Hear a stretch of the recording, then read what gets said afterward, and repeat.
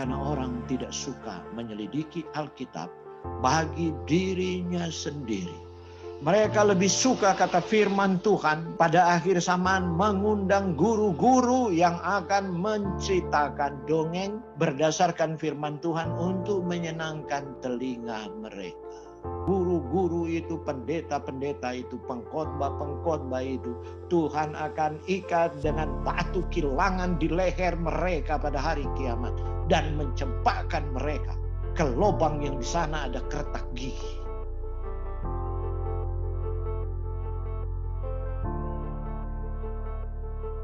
Selamat hari Sabat buat semua umat Tuhan yang telah bergabung bersama kami Jemaat Kairos Flobamora Jakarta ini. Ada satu kutipan yang akan saya bacakan bahwa tanpa roh Allah suatu pengetahuan mengenai firman-Nya adalah sia-sia belaka. Teori mengenai kebenaran yang tidak disertai oleh Roh Kudus tidak dapat membangunkan jiwa atau menyucikan hati. Orang bisa mengenal perintah serta janji-janji Alkitab. Tetapi, kecuali roh Allah menempatkan kebenaran itu dalam hati, tabiat itu tidak akan berubah tanpa penerangan roh. Manusia tidak akan dapat membedakan kebenaran dari kepalsuan, dan mereka akan jatuh di bawah pencobaan-pencobaan.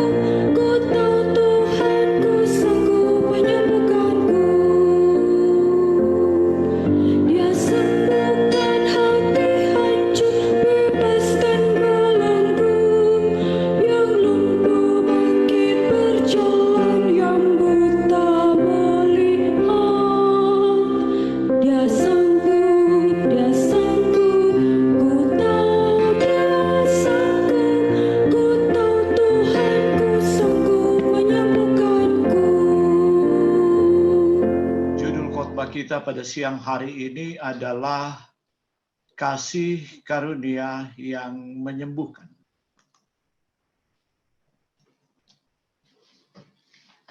Saya membuat judul khotbah ini dari pergumulan, bukan sekedar perenungan, tapi pergumulan saya sendiri dengan sakit penyakit, karena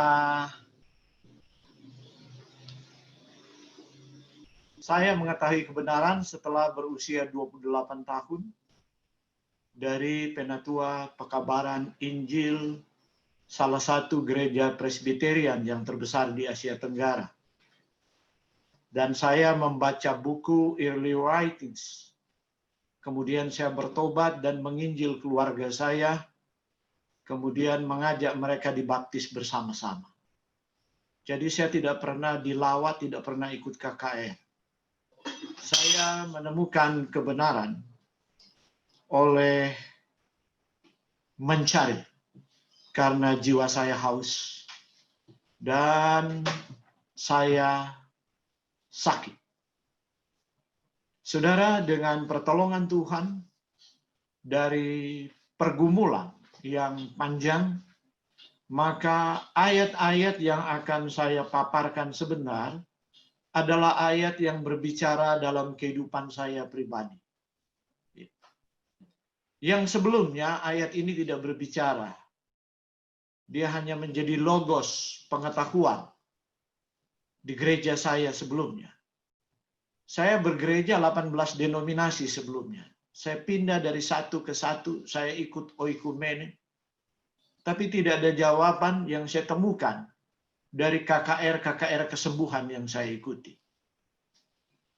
Kemudian Tuhan menggiring pikiran saya, melihat saya haus, menemukan saya dengan seorang penginjil literatur. Dia menjual buku.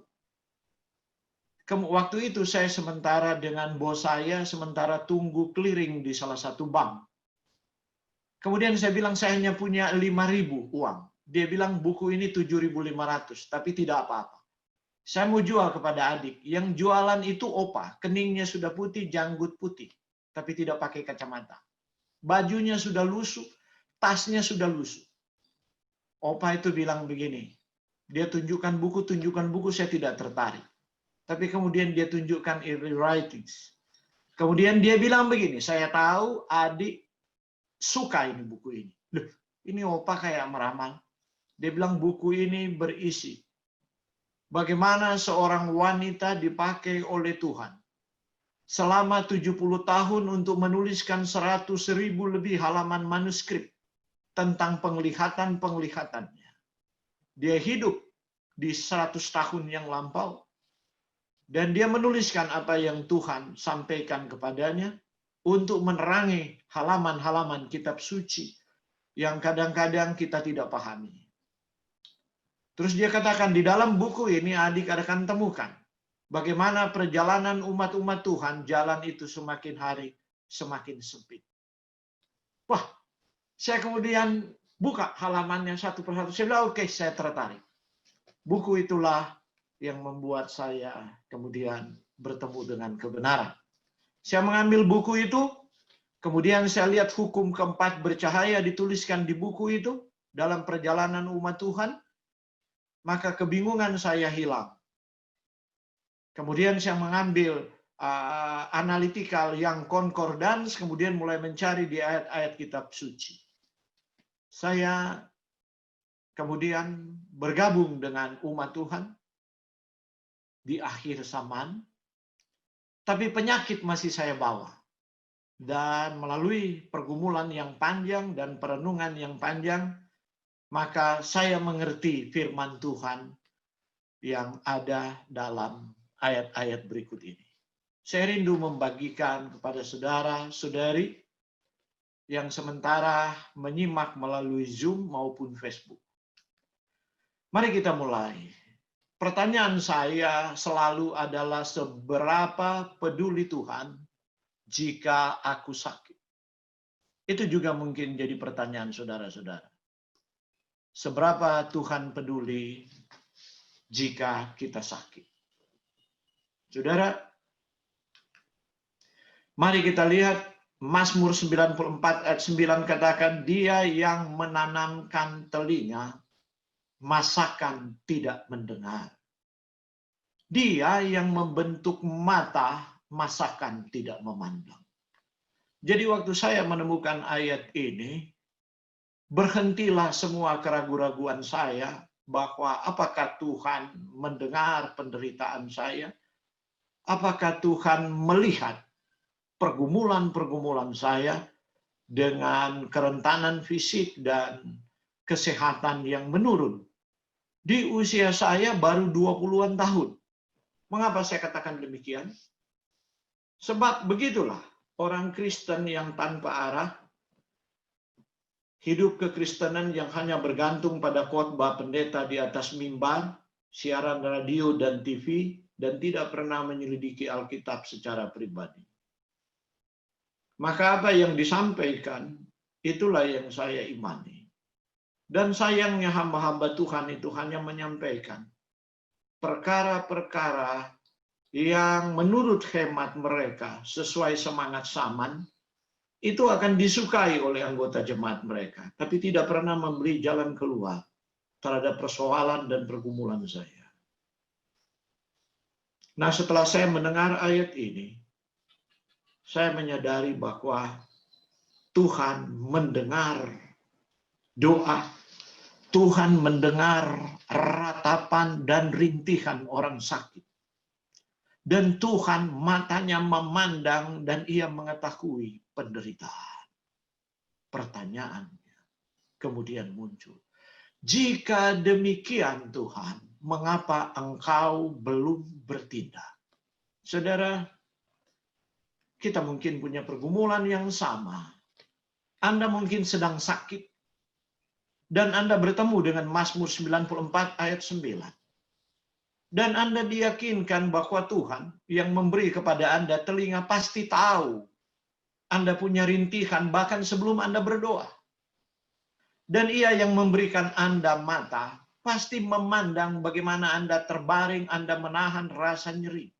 Apakah di dada Anda, paru-paru, jantung Anda, di hati Anda, di pankreas Anda, di usus Anda, di ginjal Anda, ataupun pada persendian Anda, ataupun di kepala Anda, ataupun di organ yang lain. Pasti Tuhan memandangnya sebelum Anda bahkan berteriak meminta pertolongan. Pertanyaan teologisnya adalah, mengapa Tuhan belum bertindak? Saudara, mari kita renungkan. Kita punya jaminan kasih karunia Tuhan, tetapi sering salah dipahami. Kita melihat Yesus tersalib melalui film-film, dan kita membaca di Alkitab mengenai penyalipan Yesus. Kita mendengarkan lagu-lagu rohani tentang Via Dolorosa. Tetapi itu hanya mengisahkan Yesus sejarah. Tidak pernah menjadi Yesus pribadi. Yesus yang hidup di dalam kehidupan kita. Ini problem terbesar. Saudara yang dikasihi oleh Tuhan, kasih karunia itu menyembuhkan. 1 Petrus 2 ayat 24 menjadi ayat tema kita dalam khotbah siang hari ini. Ia sendiri telah memikul dosa kita, dosa saya dan dosa saudara, di dalam tubuhnya di kayu salib, supaya kita yang telah mati terhadap dosa hidup untuk kebenaran. Oleh bilur-bilurnya kamu telah sembuh. Ayat ini terlalu sering saya dengar dan mungkin juga saudara-saudara dengar. Terlalu sering dikhotbahkan di mimbar-mimbar, dikhotbahkan di dalam acara-acara KKR, dibawakan oleh nabi-nabi kesembuhan. Tetapi setelah saya menyimak lebih dalam, setelah saya menyerahkan hidup saya kepada Tuhan dan mulai menyelidiki firman Allah bagi diri saya sendiri, ada yang diselewengkan dengan ayat ini. Biasanya nabi-nabi kesembuhan itu yang membuat KKR kesembuhan hanya membaca begini. Ia sendiri telah memikul dosa kita di dalam tubuhnya di kayu salib. Amin, saudara-saudara. Maka orang yang mendengar KKR kesembuhan ilahi katakan amin, yes, haleluya. Kemudian nabi kesembuhan itu akan berkata, oleh sebab itu firman Tuhan berkata, oleh bilur-bilurnya kamu telah sembuh. Yes, saudara-saudara, yes, amin, haleluya. Saudara, sebuah penipuan dengan menggunakan teks Alkitab. Setan datang sebagai malaikat terang membawa firman Tuhan di akhir zaman. Kenapa saya katakan penipuan terselubung dan menipu publik? Menipu orang-orang yang seharusnya tertipu karena mereka tidak mencintai firman Allah. Tidak mencintai Alkitab yang cuma tahu sampai berdebu di lemari mereka. Ayat itu dikorting.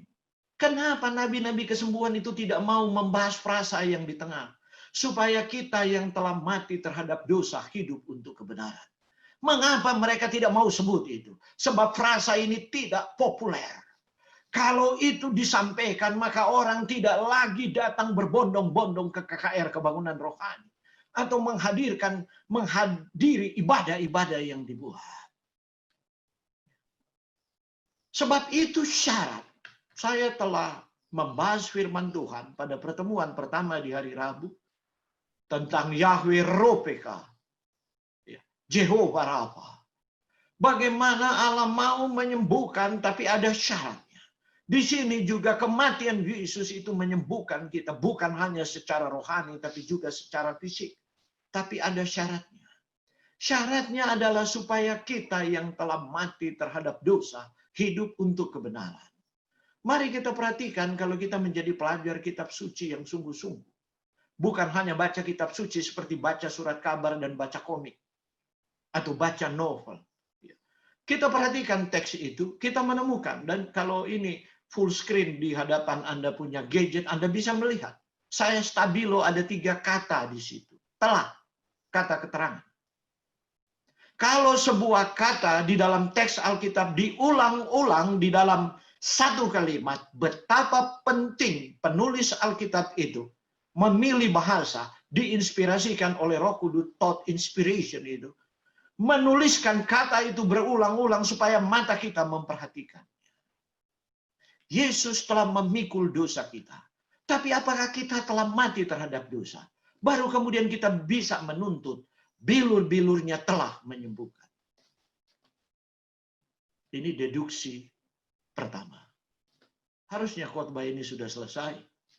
Tapi kalau Anda ingin lebih jauh lagi, explanation yang lebih jauh, saya akan melanjutkan.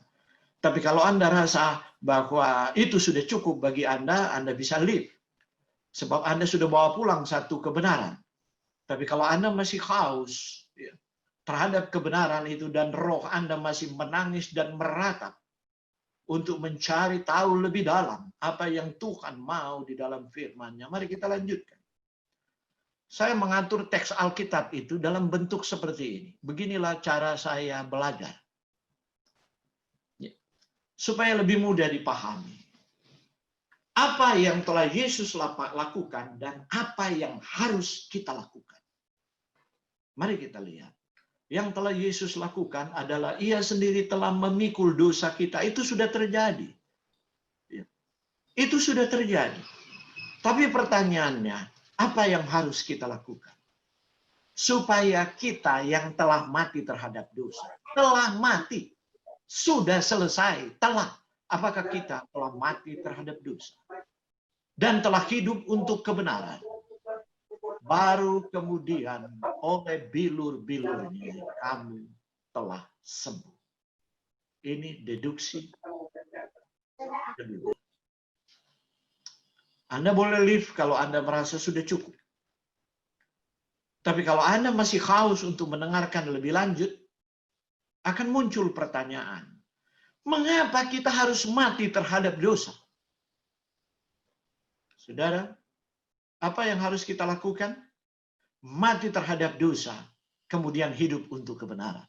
Anda lihat firman Tuhan itu luar biasa. Otak logika kita, otak Yunani kita akan mudah memahaminya. Siapa bilang firman Tuhan itu? Tidak perlu otak. Itu konyol. Kalau begitu Tuhan bikin saja kita seperti semut yang tidak berpikir. Manusia diberikan kemuliaan begitu tinggi dengan memberikan otak kepada manusia.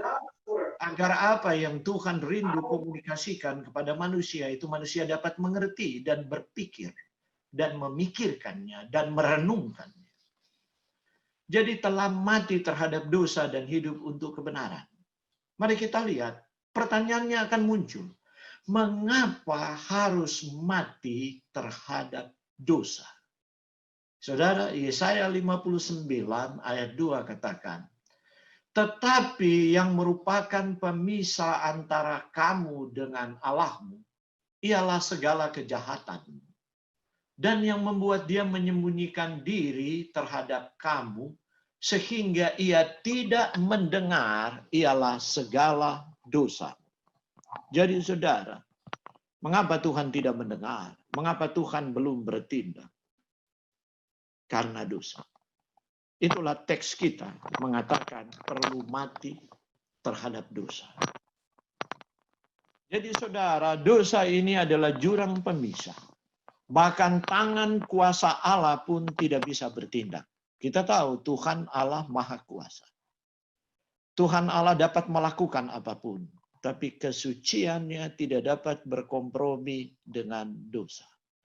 Dosa adalah penghalang satu-satunya. Dosa adalah jurang pemisah antara kita dengan Tuhan. Dan untuk dosa-dosa inilah Yesus telah mati bagi kita.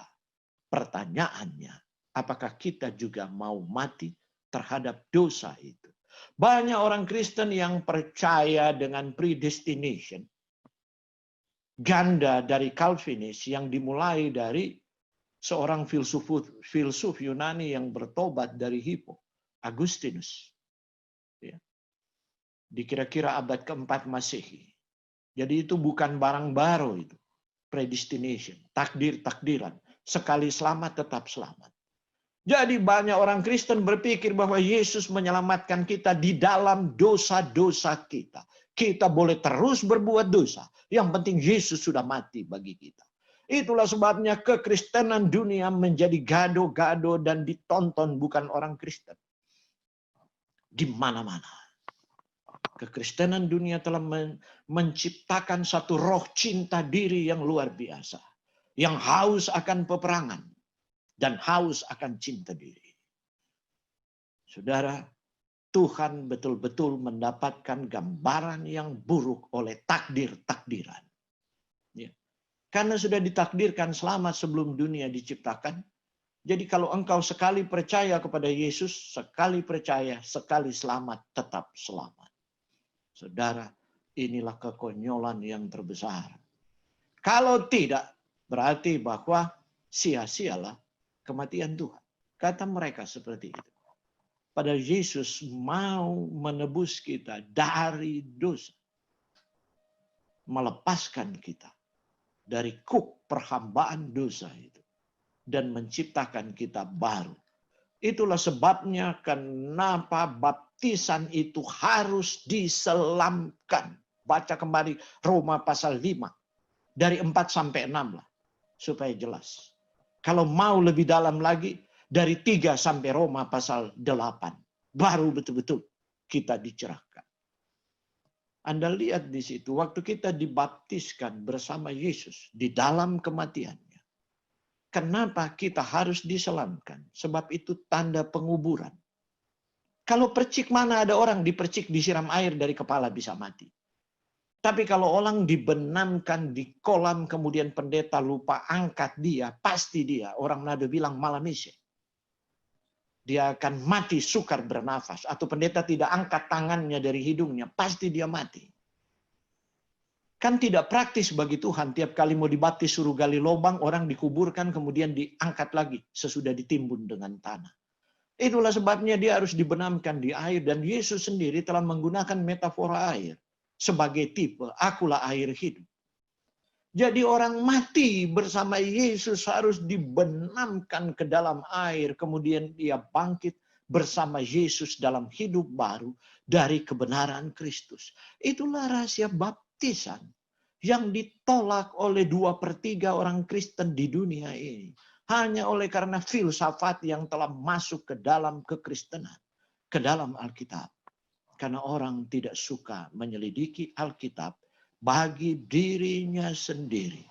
Mereka lebih suka kata firman Tuhan pada akhir zaman mengundang guru-guru yang akan menceritakan dongeng berdasarkan firman Tuhan untuk menyenangkan telinga mereka.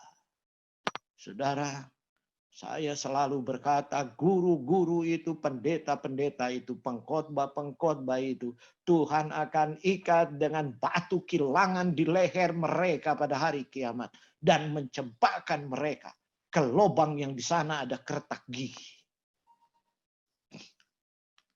Saudara, inilah realitas dosa, mengapa kita harus mati terhadap dosa. Kita terlalu memandang dosa itu biasa. Dosa itu hanya soal moral. Itu yang diinformasikan oleh mimbar-mimbar yang kita dengarkan. Roma 3 ayat 23 berkata, karena semua orang telah berbuat dosa dan telah kehilangan kemuliaan Allah. Semua orang, kalau Anda percaya pada firman Allah, tidak ada orang satu-satunya di dunia ini yang lepas dari dosa. Sehingga bisa disebut dia suci tanpa dosa. Sehingga dia berhak mengeluarkan fatwa. Yang akan menjadi polisi dari gereja atau umat Tuhan. Semua manusia itu berdosa. Hanya ada satu manusia yang dalam daging seperti daging saya dan daging saudara. Yang telah mengalahkan dosa di dalam daging dan tidak pernah kehidupannya di dalam daging tercemar oleh dosa. Karena itu ia layak untuk menebus dosa di dalam daging. Itulah dia anak Allah. Yehoshua Hamasya, Yesus Kristus. Anda dan saudara tidak. Kita adalah Adam yang pertama. Adam yang diciptakan tanpa dosa. Tapi karena pilihan terhadap selera, hanya buah yang Tuhan larang untuk dimakan. Padahal ada begitu banyak makanan di Taman Eden dan tidak akan mati. Tapi yang Tuhan larang mereka makan. Inilah dosa nenek moyang kita. Dan kita kadang-kadang kesal. Kadang-kadang dulu saya berpikir begini, seandainya Adam dan Hawa tidak makan buah itu, kita tidak akan menderita di dalam dosa. Dan sejarah manusia di dalam dosa sudah 6.000 tahun. Tapi kemudian saya menyadari, ya Tuhan, saya lebih buruk dari Adam dan Hawa. Ada banyak yang Tuhan tidak buat sebagai makanan, saya masih makan Tuhan. Jadi Adam dan Hawa masih termasuk baik. Mereka hanya makan makanan yang diciptakan Tuhan walaupun Tuhan melarang. Saya makan makanan yang Tuhan bilang tidak boleh makan sebelumnya. Contoh Tuhan bilang di Alkitab, jangan makan babi, jangan makan anjing, jangan makan kelelawar, jangan makan katak. Ya saya makan dulu, karena saya percaya dengan doktor-doktor teologi yang berkhotbah di mimbar, itu hanya untuk orang Israel. Kita sudah salibkan, itu semua sudah dipalangkan begitu. Setelah saya menyelidiki lebih dalam, betul-betul tersesat. Jadi saudara, dosa membuat kemuliaan Allah itu hilang. Akhir-akhir ini kemudian orang memahami. Apalagi saya mengaitkan Alkitab Biblical Exposition dan apa yang ditemukan oleh sains dan dipublikasikan di dalam jurnal-jurnal dalam bentuk Systematica Review yang otak Yunani kita tidak bisa bantah lagi. Otak rasional kita. Baru kemudian orang secara malu-malu mengakui, waduh ini benar ternyata. Makanan-makanan ini tidak pernah dirancang oleh Tuhan. Nah mari kita lihat akibat dari dosa itu. Dosa itu pertama menyebabkan ketidaksempurnaan. Harusnya kalau manusia tidak berdosa, maka ia akan hidup kekal. Dan alam ini tidak rusak dan merosot. Tidak ada bencana alam, tidak akan ada gempa bumi, bahkan tidak ada virus. Saudara, virus itu, saya S1 saya, major saya, ya, lingkungan hidup. Minor saya adalah mikrobiologi. Jadi kita belajar di mikrobiologi tentang virus. Virus itu aneh. Dia di perbatasan makhluk hidup dan benda mati. Monera dia. Klasifikasi aja membingungkan. Dia kalau di udara terbuka nggak ada host. Host itu adalah sel. Sel hidup. Mau binatang kek, mau manusia. Maka dia mati. Itulah sebabnya pena inspirasi mengatakan bahwa setan melemparkan deadly tail. Noda di udara. Dia melihat seperti noda. Dalam Council on Health 461, tapi saya tidak membahas sekarang. Saya sudah bahas minggu lalu itu melalui Zoom. Ya, saya tidak akan bahas lagi. Jadi coronavirus dalam perspektif nubuatan. Ya. Mudah-mudahan umat Tuhan menyimak itu, mencari di Facebook atau mencari di YouTube perspektif coronavirus dan nubuatan. Kalau ada di sana ya. Di situ kita bisa melihat jelas, dosa itu menyebabkan semua ketidaksempurnaan. Sebab waktu Tuhan ciptakan dunia ini di Kejadian 1 dan 2, kita bisa baca. Ya. Sebelumnya roh Allah melayang-layang karena ada kekacauan tohu wabohu dalam bahasa Ibraninya. Tapi kemudian sesudah itu, selesai semua hari penciptaan, Tuhan memberkati, Tuhan puas dan mengatakan sungguh amat baik. Dari mana ini datang segala virus? Bencana, gempa bumi, belalang memakan ini, kuman, penyakit, bakteri, dan jamur infeksi. Dosa. Dosa menyebabkan ketidaksempurnaan. Kita selalu menganggap dosa itu hanya masalah moral. Itu yang diberitakan di mimbar-mimbar. Tidak pernah dosa itu dikaitkan dengan fisik. Padahal fisik manusia semakin merosot. 10 tahun sebelum air bah, walaupun sudah berdosa, umur masih mencapai 900 tahun. Bukan 10 tahun, 10 generasi maksud saya. 10 generasi sesudah air bah, umur manusia makin merosot. Yang tertinggi 600, yang terendah Bapak Abraham 175. Sesudah orang Israel berbantah-bantah dengan Tuhan, Tuhan beri makna tapi mereka tidak mau, mereka mau makan daging, akhirnya umur mereka. Musa masih berumur 120 tahun. Tapi keluar firman Tuhan di dalam Mazmur 90. Ayat 10, masa hidup kamu 70 tahun dan jika kamu kuat 80 tahun, tapi berlalunya buru-buru dan kamu melayang lenyap. Jadi saudara lihat prophetical message. Akibat dosa, manusia merosot terus-menerus, mati karena sakit penyakit, oleh karena infeksi patogen, atau oleh karena gaya hidup, atau penyakit degeneratif. Itulah yang memendekkan umur manusia di dunia ini. Dan saudara pikir Tuhan puas dengan itu? Dia sedih. Seperti kita melihat anak kita meninggal. Saya pernah merasakan, saya punya anak yang tua meninggal. Kadang-kadang saya masih mimpi. Padahal sudah bertahun-tahun. Dan saya berpikir, Bapa, bagaimana dengan engkau? Betapa engkau menderita setiap detik, setiap menit, setiap jam, dan setiap hari. Melihat kematian di atas dunia yang berdosa, dari anak-anakmu yang engkau lahirkan dari kandungan ibu mereka. Betapa Allah yang sedih itu. Melihat tiap-tiap hari akibat dari dosa. Tapi Tuhan mau dosa itu mencapai kulminasinya. Baru kemudian penghakiman itu datang kepada setan dan kepada hati manusia yang keras.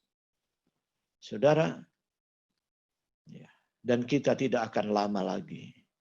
Kalau Anda masih berpikir dunia ini masih akan lama, itu urusan Anda. Tapi Anda yang punya terang nubuatan, saya hanya mau ingatkan. Baca kembali pena inspirasi. Ya. Dan renungkan. Saya tidak mau buka-bukaan. Karena Anda ini publish. Sebab secara politis itu akan salah nanti. Ya. Dan saya mau katakan kepada Anda masih Advent hari ke-7. Jangan tunggu organ resmi dari General Conference untuk memberi fatwa. Ya. Bahwa kita ada di puncak kulminasi terakhir, bersedia. Kemudian tinggalkan kota besar. Tidak boleh pernyataan itu akan dibungkamkan. Sebab itu mempengaruhi secara politis. Anda harus bijaksana. Dengar bagaimana Elder Ted Wilson, ketua GC. Tiap kali berkhotbah yang keluar dari mulutnya, bersedia, bersedia. Jesus is coming soon. Itu sinyal yang dikirim. Betapa hatinya begitu bergumul. Dia tidak bisa beri keputusan politis. Tapi kita selalu, entah roh itu dari mana, selalu menunggu keputusan harus dari atas. Padahal di tangan kita ada Alkitab dan ada pena inspirasi. Saudara, akibat dari ketidaksempurnaan akan menyebabkan kemerosotan atau entropi di alam. Sehingga energi itu semakin hari memasuki sistem, dia akan berkurang dan dia kembali. Anda yang belajar biologi tahu tentang entropi dan fisika. Maka yang terjadi adalah kesementaraan, semuanya menjadi relatif dalam realitas dosa. Akhirnya bermuara ketidakberdayaan. Di dalam realitas dosa, sepintar apapun kita, kita tidak berdaya. Sehebat apapun teknologi, tools yang dibuat oleh manusia, sains dan teknologi, itu adalah tools. Sedangkan filsafat dan budaya adalah untuk menyenangkan kita secara emosi. Jadi manusia di atas dunia ini seperti bayi yang lahir, berat badan ringan, dia tidak boleh langsung dibawa oleh ibunya. Coba Anda lihat bayi di rumah sakit. Maka apa yang dibuat? Maka dia dimasukkan ke inkubator. Alat untuk memelihara dia supaya dia secara perlahan-lahan dibuat beradaptasi. Tapi bayi ini ternyata harusnya sudah bisa keluar dari inkubator 3 bulan, 6 bulan. Dia mau lebih lama. Karena orang tuanya sudah bawa mainan di situ, sudah kasih musik dan lama-lama. Akhirnya sampai dia udah berdiri, udah bisa makan sendiri, dia nggak mau keluar dari inkubator. Itulah manusia berdosa. Bumi ini adalah inkubator. Bumi ini adalah salah satu planet yang berdosa. Ada planet-planet yang lain di mana makhluk hidup tidak pernah berdosa. Saudara, jadi kita melihat di sini bagaimana ketidakberdayaan ini memasuki sejarah kita karena dosa. Intinya dosa membuat segala sesuatu itu merosot. Termasuk kesehatan kita. Tapi firman kita pada siang hari ini, Yesus telah mati untuk dosa-dosa itu. Kata Yunani untuk dosa, saya singgung sedikit agar supaya kita lebih jelas ya. Ada banyak kata, tapi saya mau ambil satu kata Yunani, parabasis. Berarti atau yang terutama menyimpang, melangkahi pelanggaran dan selalu merupakan pelanggaran hukum. Roma 5 ayat 14. Sungguh pun demikian, maut telah berkuasa dari zaman Adam sampai kepada zaman Musa. Juga atas mereka yang tidak berbuat dosa dengan cara yang sama seperti yang telah dibuat oleh Adam. Nah, kata dosa di sini, dosa yang Adam buat itu disebut parabasis. Yang adalah gambaran dia yang akan datang. Ya. Roma 5 ayat 14 gunakan kata parabasis. Nah, saudara, kita lihat di sini 1 Timotius 2 ayat 14. Lagi pula, bukan Adam yang tergoda, melainkan perempuan itu yang tergoda dan jatuh ke dalam dosa. Kata dosa di sini adalah parabasis. Kejadian 2 ayat 16-17, apa dosa Adam? Ya. Kita sering merasa tidak berdosa di waktu kita makan. Ini problem besar. Dosa yang mungkin sukar kita akui. Kita udah katakan, Tuhan, saya telah mati terhadap dosa. Saya Tuhan orang kudus. Setiap kali berdosa, saya mengaku kepada Tuhan. Tapi kita tidak merasa bahwa apa yang kita syukuri di hadapan Tuhan di atas sepiring makanan itu adalah dosa. Karena makanan itu Tuhan tidak setuju untuk kita konsumsi. Sebab itu akan mematikan sel, menyebabkan ledakan oksidatif, menyebabkan radikal bebas. Nanti saya akan bahas sebentar sore, kalau saya sempat untuk membahas itu, mengenai rahasia umur panjang. Tapi kita tidak tahu. Dan Tuhan berjanji, Ia melupakan dosa-dosa kita di masa kebodohan. Adam dan Hawa hanya makan buah, saudara-saudara. Dan buah itu tidak beracun, terbukti. Setelah mereka makan, mereka masih mencapai usia 900 tahun. Persoalannya Tuhan bilang jangan makan. Itu persoalannya. Jadi mau berteologi apapun tentang makanan, lihatlah di Alkitab. Kalau Tuhan tulis jangan makan, jangan berteologi lagi. Ini untuk orang Ibrani, ini hukum Taurat untuk orang Yahudi. Memangnya Tuhan orang Yahudi, Yahweh itu berbeda dengan kita sekarang? Hati-hati berteologi gitu. Ya. Saya tidak berharap ada hamba-hamba Tuhan yang mendengarkan ini, siaran ini, dan di Facebook mereka akan tersinggung. Tapi kalau mereka tersinggung, biarlah ketersinggungan itu dibuat oleh Roh Tuhan. Adam dan Hawa tidak melanggar salah satu dari perintah hukum Musa. Belum ada di Sinai hukum Musa. Mereka hanya melanggar hukum perintah Allah yang ditemukan di Kejadian 2 ayat 16 dan 17 itu. Yaitu pohon pengetahuan yang baik dan yang jahat mereka makan buahnya. Seperti itu. Seperti Anda darah tinggi, makan duren. Dan Anda berteologi lagi. Ini kan bukan pohon pengetahuan buah ya, yang baik dan yang jahat. Tapi Anda tidak pernah bertanya, karena memang dosa membuat hikmat itu tidak ada. Orang berdosa yang senang dengan dosa dibajak oleh selera dan tidak pernah mengakui bahwa seleranya berdosa. Hikmat tidak pernah akan datang. Sederhananya. Kenapa buah yang lain Tuhan bikin mulus, kok di durian ini Tuhan bikin duri? Apa Tuhan tidak ergonomik ya? Ergonomik itu istilah modern, artinya sesuai. Ya. Bisa sesuai dengan postur tubuh kita, bisa nyaman dan aman. Itu ergonomis. Barang-barang itu harus ergonomis. Kita aja tahu kalau ada barang berbahaya kita suruh simpan. Jangan anak-anak kecil jatuh di kaki mereka, misalnya beling, mereka luka misalnya. Ini duri, Tuhan gantung lagi di pohon tinggi-tinggi. Kalau jatuh di kepala gimana? Pecah kan? Ini loh, Tuhan ternyata bisa bikin semangka, mulus, licin, dan Tuhan bikin merayap. Tapi ini kok bikin duri Tuhan gantung tinggi-tinggi. Tuhan mau kasih hikmat, kasih tahu. Buah ini harum dan enak. Tapi lihatlah durinya itu berbahaya gitu. Jangan colok, jangan cungkil dia. Sebelum waktunya. Itulah sebabnya Tuhan kasih jatuh duren itu subuh. Itu di alam. Sains katakan, ada hormon eoksin. Jadi pada penurunan perbedaan suhu siang dan suhu malam. Kemudian dalam keadaan cahaya gelap, maka akan terjadi rekahan. Jika buah itu sudah tua. Itu cara manusia menjelaskan. Dan Tuhan pikir itu semua memang. Supaya dia jatuh pada waktu itu. Kenapa kita tidak bisa ubah dia jatuh siang hari? Sebab Tuhan sudah tetapkan supaya aman dan supaya kita buka makan pagi-pagi. Sebelum ada makanan yang lain di perut kita supaya dia tidak menyebabkan fermentasi dan gula darah kita naik atau kolesterol naik. Begitu Tuhan. Tapi kemudian apa? Kita petik di supermarket dan kita makan malam hari saat perut sudah kenyang dengan durian, kemudian kita makan. Akhirnya darah tinggi, stroke. Kemudian tetangganya kaget. Loh, Tuhan bilang makanan di Eden semua buah yang Tuhan bikin berbiji. Ini buah durian berbiji. Kenapa makan kemudian mati? Ya. Ini enggak betul ini Alkitab. Orang mulai ragu-ragu, enggak percaya. Padahal Tuhan ada kasih pembatas di situ. Kasih peringatan. Saudara, jadi hati-hati berteologi dengan Alkitab. Manusia yang lengah dan tidak peduli tentang kebiasaan dan praktek hidup yang menyangkut kesehatan, mereka berdosa terhadap Tuhan. Council on Diet and Food.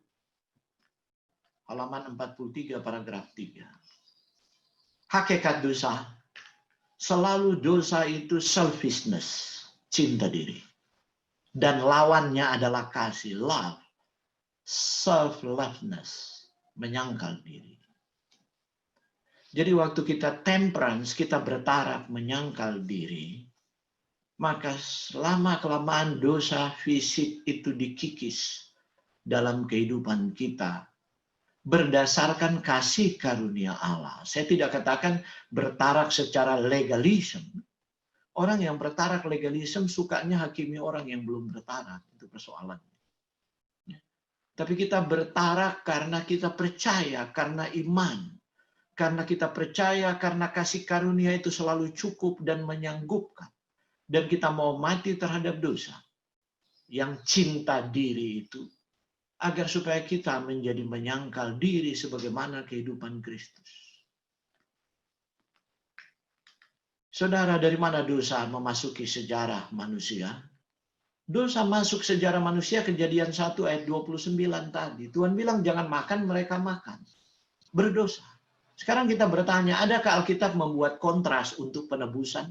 Apakah soteriologi, ilmu tentang keselamatan, soteriologi kekristenan yang biblikal, exposition, berbicara tentang itu? Tapi jarang ini mau dikotbahkan gitu. Sebab sekali lagi kalau dikotbahkan tidak populer. Di mimbar-mimbar kekristenan populer. Nanti anggotanya berkurang. Kalau anggotanya berkurang, perpuluhan dan persembahan berkurang. Maka pendeta tidak akan mendapatkan kekayaan dan menikmati hidup dari mimbar-mimbar populer itu. Itu persoalan terbesar. Saya berkali-kali ditawarkan menjadi pendeta di mimbar-mimbar populer. Bahkan ditawarkan gaji. Ini serius. Mereka bahkan sudah prediksi. Ketua-ketua sinode yang mengundang saya itu prediksi. Pak Orun itu luar biasa. Ya. Anda hanya akan perlu 4 tahun. Anda akan mengumpulkan populasi bisa sampai 1.000 orang. Dan rata-rata kalau pengusaha suka mendengarkan doa Anda bayangkan perpuluhan mereka dan persembahan. Itu tiap bulan Anda bisa mengumpulkan 1 sampai 5 miliar. Dan semua milik Anda untuk Anda kelola. Kecuali Anda bagikan ke kami 20% ke sinode gitu. Yang lain Anda punya untuk kelola. Saudara, jadi khotbah itu kadang-kadang disesuaikan dengan telinga. Itulah Alkitab katakan sebelum Yesus datang.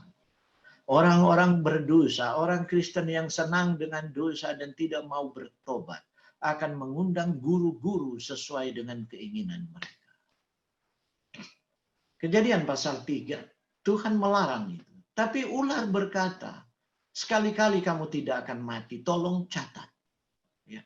Ulat bilang dalam bahasa Manado, makan jo, nyanak mau mati kok. Nah ini bahasa Manado enak sekali gitu, bukan karena saya orang Manado. Tapi singkat, tapi pengertiannya dalam. Makan jo, nyanak mau mati kok. Itu orang Manado filosofi. Atau toh kalau mati cuma 1 kali mau mati, dong pikir mati selesai, begitu kan? Itu fatalism. Tapi orang Kristen, asik kok semua mau mati. Iya. Sebab mereka tidak merasakan penghukuman akhir di takhta putih waktu roh meratap dan berteriak. Mereka akan dibakar selama dosa di dalam daging. Jadi neraka itu bukan kekal, tapi selama dosa di dalam daging. 80 tahun berdosa, 80 tahun. Saudara, ular bilang, makan saja tidak akan mati. Ular yang sama, yaitu setan, sampai sekarang berbicara. Makan aja itu roti dikasih margarin di situ, nggak akan mati. Nanti diabetes yang bunuh gitu. Tapi nanti pendeta akan khotbah menghibur gitu kan. Supaya pendetanya disenangi oleh jemaat. Saudara yang kekasih, inilah saudara kita yang dikasihi oleh Bapa di sorga. Sekarang ia telah dipanggil ke rumah Bapa. Ya. Ia meninggal tadi malam pada pukul sekian. Saya sering bertanya kepada pendeta-pendeta yang lebih muda, saya bercanda kalau dengar khotbah begitu. Pak Pendeta tahu dia meninggal karena apa? Dia meninggal karena diabetes dan komplikasi di jantung. Kapan Tuhan WA ke Bapak atau Tuhan Japri ke Bapak? Kita mau panggil ini, you punya anggota. Hati-hati kalau khotbah. Harusnya bilang, inilah saudara kita. Ia dipanggil oleh penyakit diabetes. Seharusnya dia belum mati. Masih terlalu muda. Tenaga vitalnya masih ada. Tapi diabetes telah mengakhiri fungsi jantung dan ginjalnya. Dan dia meninggal karena kebodohan. Tapi khotbah semacam itu akan dilempar di atas mimbar. Hanya Yohanes Pembaptis yang berani berkata kepada orang Ibrani waktu buka jalan kepada Yesus. Hai kamu keturunan ular biluda. Bertobatlah kamu karena kerajaan surga sudah dekat. Saudara, Tuhan mau datang segera. Dunia dinina-bobokkan dengan kepalsuan-kepalsuan di atas mimbar. Khotbah-khotbah yang hanya menyenangkan telinga. Jadi rayuan setan tetap sama, boleh makan tidak akan mati. Tidak mati sekarang, tapi mati nanti. Yang rugi Tuhan. Kenapa? Tuhan punya waktu. Kenapa ia lahirkan kita di kandungan ibu kita? Ia beri bakat, beri talenta, beri urapan dan sebagainya agar kita mencapai destininya. Kalau kita mati cepat, yang rugi siapa? Bukan suami, istri, anak-anak, orang tua. Si pemilik kehidupan karena kita tidak mencapai destininya. Kalau Tuhan bilang begini. Lebih baik kan kita kasih lahir pada dia kan. Kalau tak tahu dia cuma mau bunuh diri seumur hidupnya. Bikin rugi, tapi Tuhan tidak demikian. Tuhan Maha Tahu dan penuh dengan kasih karunia. Walaupun ia tahu apa yang akan kita lakukan, bahkan apa yang kita buat seumur hidup, walaupun dengan himbauan Roh Kudus, kita menolak terus-menerus seumur hidup. Dia tahu, dia Maha Tahu, prapengetahuan Allah. Tapi dia masih lahirkan kita ke atas dunia ini. Dia masih pelihara, masih berkati kita, masih beri hujan dan panas yang sama. Masih juga izinkan kita sekolah, terdidik, mendapatkan penghasilan, masih hidup makmur di atas dunia ini. Luar biasa enggak kasih Allah itu. Karena itu lagu Sion katakan, walaupun semua pena itu jadi rumput dan semua langit itu jadi kertas, tidak dapat melukiskan kasih Allah. Di titik seperti itu kalau saya merenung, roh saya menangis, Tuhan. Betapa engkau sungguh mengasihi dan engkau bangka dada. Itu bahasa Manado, saya tidak tahu padanannya dalam bahasa Indonesia. Ya. Bangka dada itu begini. Mama itu, kalau dia punya anak sayang sekali, anak bungsu, sangat dia sayang, segala-galanya istimewa atau anak yang sulung. Semua fasilitasnya lebih dari yang lain. Kemudian hidupnya hanya bikin sakit hati orang tua, itu yang disebut bangka dada. Dan itulah Bapa kita. Dan itulah imam besar kita. Yesus Kristus yang jadi imam besar. Sementara membawa darahnya di hadapan tabut perjanjian. Kemudian berkata kepada Bapaknya, Bapakku, darahku. Itulah sebabnya Tuhan menahan keempat mata angin. Ke malaikat yang akan membawa malapetaka di kitab Wahyu ke dunia ini. Sampai orang terakhir, 144.000, itu dimateraikan, kata kitab Wahyu. Nah saudara, secara teologis saya mau kasih tahu. Kita tidak tahu 144.000. Itu bilangan lambang atau bilangan asli. Itu bukan urusan kita.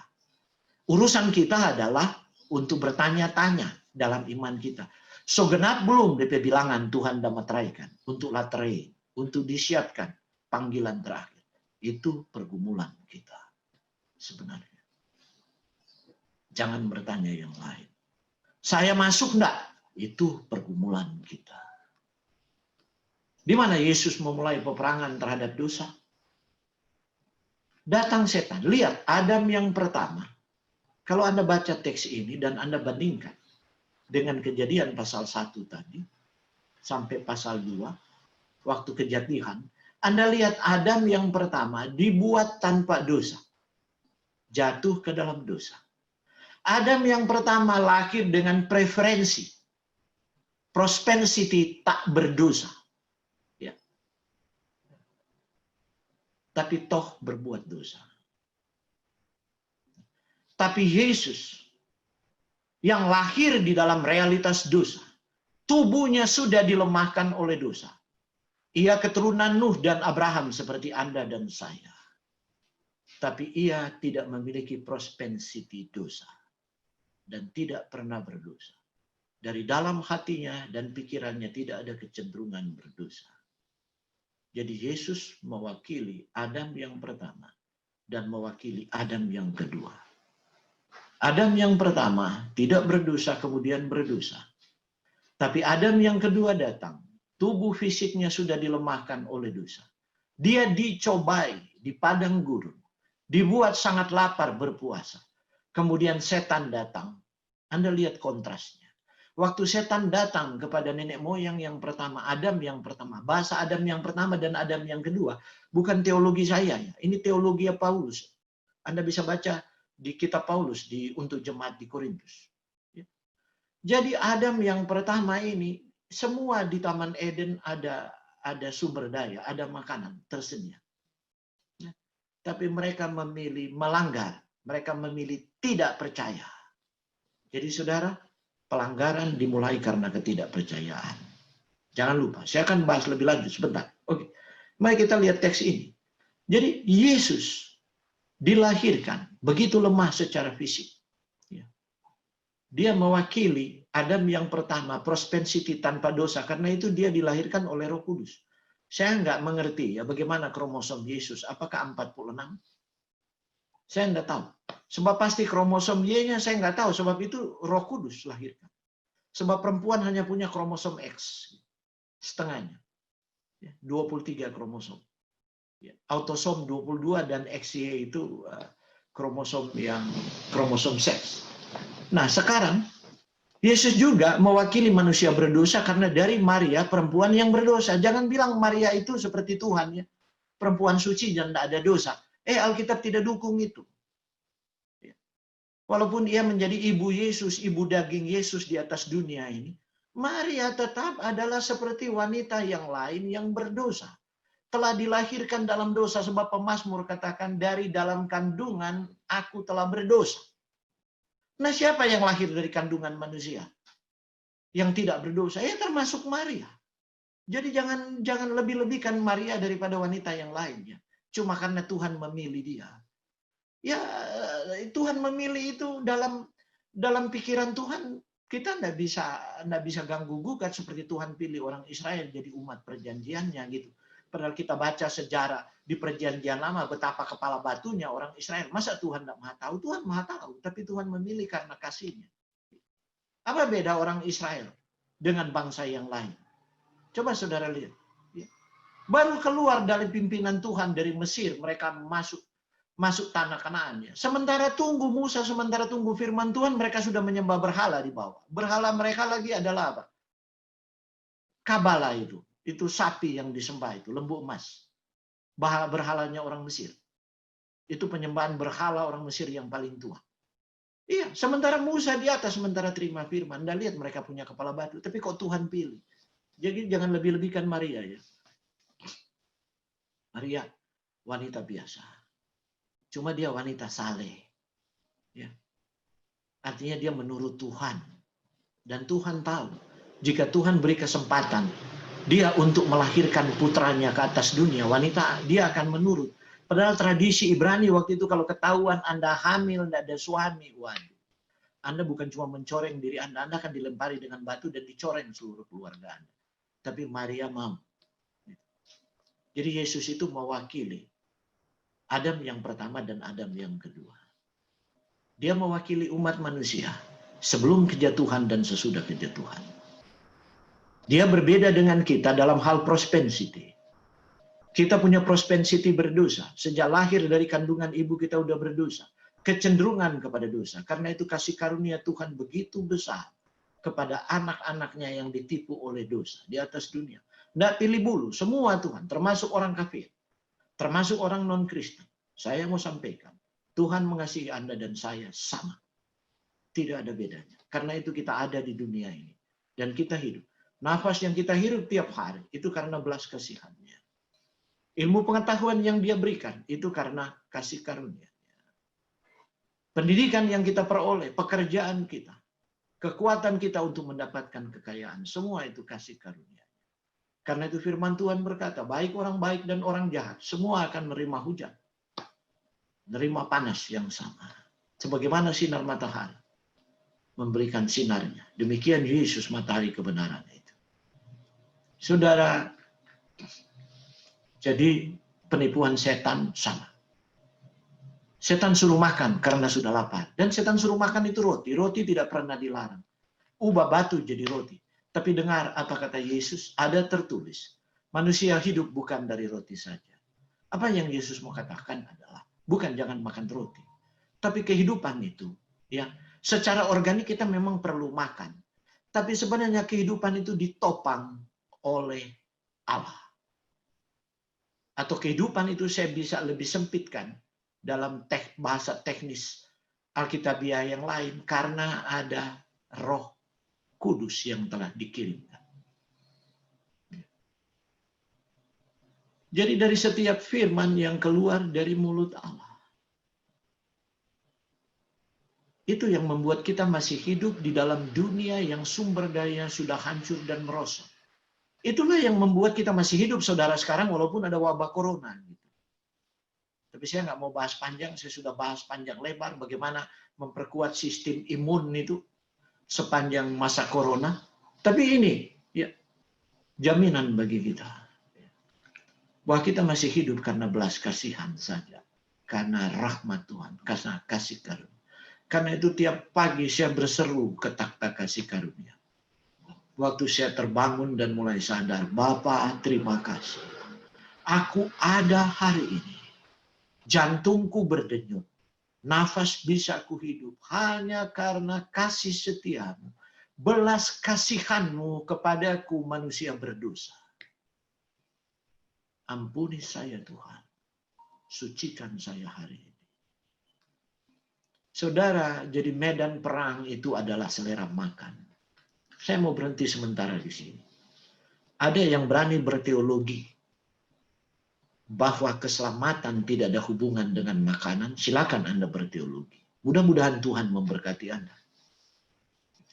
Tapi kalau saya dari mulai melihat di sini bahwa soteriologi yang dibentuk oleh Alkitab, seandainya Yesus kalah hanya karena selera, karena ia telah dibuat sangat lapar melalui berpuasa. Dan ia mengikuti jejak Adam yang pertama, penebusan tidak pernah ada. Orang berkata, para Calvinis berkata, tidak mungkin Tuhan Yesus berdosa. Sebab Yesus Tuhan. Sebab mereka kan takdir-takdiran. Bahwa Tuhan itu berdaulat absolut. Maha tahu, maha sanggup. Kalau ia berfirman itu akan terjadi. Ya dan amin, saya setuju. Saya orang Calvinis sebelumnya. Pembela Calvinis sebelumnya. Tapi saya mau katakan, dan Anda tolong jawab. Seandainya ada kemungkinan Yesus tidak berdosa, kenapa Tuhan harus dramatisir? Dia harus dilahirkan ke dalam daging.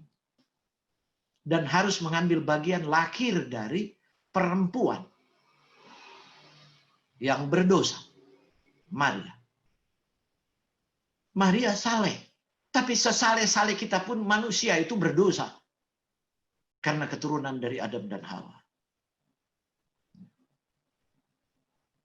Mari kita renungkan. Tuhan main sandiwara ya? Tolong direnungkan. Kalau tidak ada kemungkinan untuk berdosa, kenapa Tuhan capek-capek? Tuhan bisa simsalabim, oke, saya bikin penghapusan dosa seperti apa? Penghapusan pajak gitu loh. Oke, Anda yang kemplang pajak gitu. Saya presiden, oke. Saya kasih toleransi. Hapus pajak, kemudian lapor sekarang. Tuhan bisa bikin begitu kan? Kenapa Tuhan harus dramatisir? Bahwa Yesus yang adalah Tuhan harus hadir di dalam daging, dibungkus oleh kemanusiaan yang lemah, sehingga ia tidak bisa menggunakan kuasa keilahiannya. Ia lapar, ia menangis, ia haus. Saudara, mari kita renungkan. Jangan cuma berhenti dan, oh dia jadi manusia supaya jadi teladan. Itu lain lagi dalam soteriologi. Memang benar. Tapi jangan memungkiri fakta ini. Bahwa ada kemungkinan seperti itu. Tapi ia tidak pernah berdosa sebab ia bergantung pada kuasa Bapaknya. Karena itu Yesus masih perlu berdoa kalau dia Tuhan. Pertanyaan. Nah ini orang sering bingung itu. Antara dia Tuhan atau manusia. Padahal ia ada di antara kontingen itu sewaktu ia di dalam daging. Ada di antara ketegangan itu. Karena itu ia keluar subuh-subuh ia berdoa. Malam-malam murid sudah tertidur ia berdoa untuk berhubungan dengan Bapaknya. Ketergantungan kepada Bapaknya sewaktu ia di dalam daging. Itulah keteladanan yang diberikan kepada umat manusia. Kita pun dapat menang di dalam daging yang telah dilemahkan oleh dosa. Dapat menang terhadap selera. Ia memberikan keteladanannya. Ini poinnya. Jadi jangan takdir-takdiran. Jadi kalau Anda lemah tidak bisa menyangkal selera, jangan imani ya sudah ditakdirkan Tuhan. Jangan begitu. Ya. Sebab kasih karunia tetap mencari seperti wanita itu. Memasang lampu kemudian mencari itu. Dia punya penny, dia punya apa namanya? Gobang, dia punya uang receh itu yang hilang. Dirham. Dirham dalam bahasa Alkitab.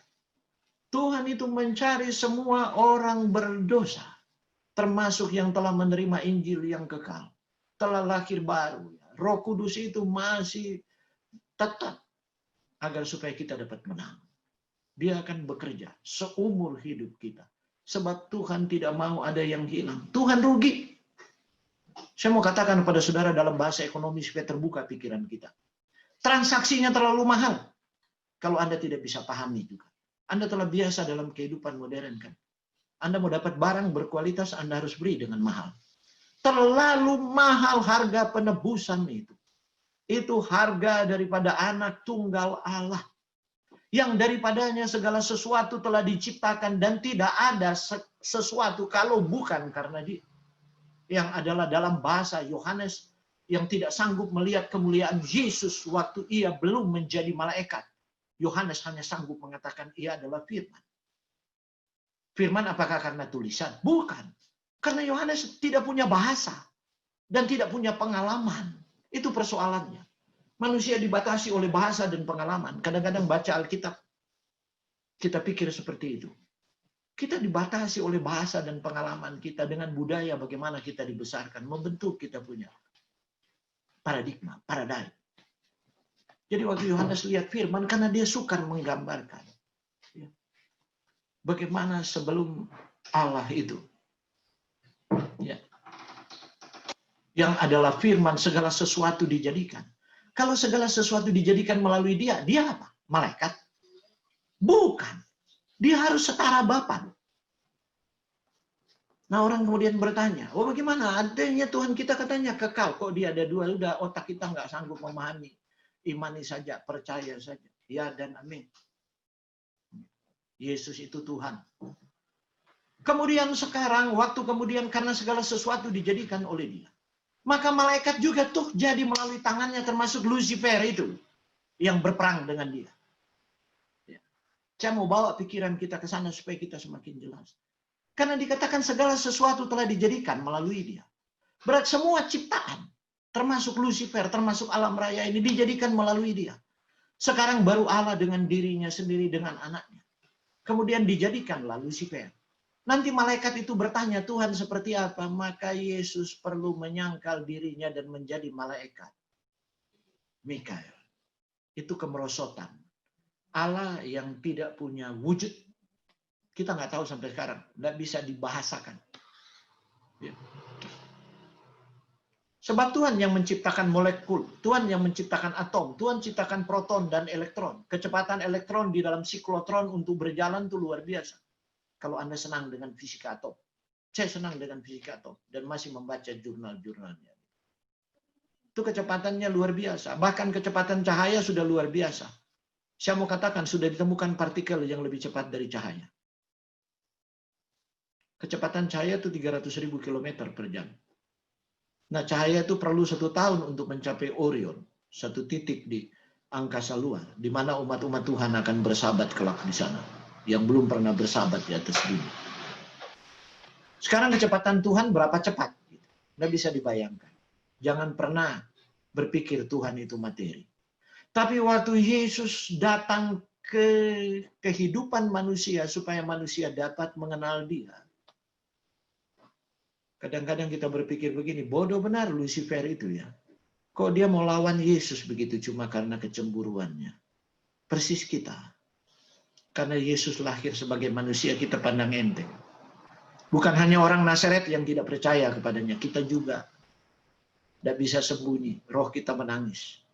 Kita terlalu pandang remeh kepada Yesus. Tidak keluar dari mulut kita. Tapi dari sikap kita dalam kehidupan praktis kita begitu. Saudara, Ia menggunakan materi. Allah menggunakan materi untuk membungkus keilahiannya. Anda tidak pernah memiliki bahasa dan pengalaman untuk menggambarkan ini penyangkalan yang luar biasa.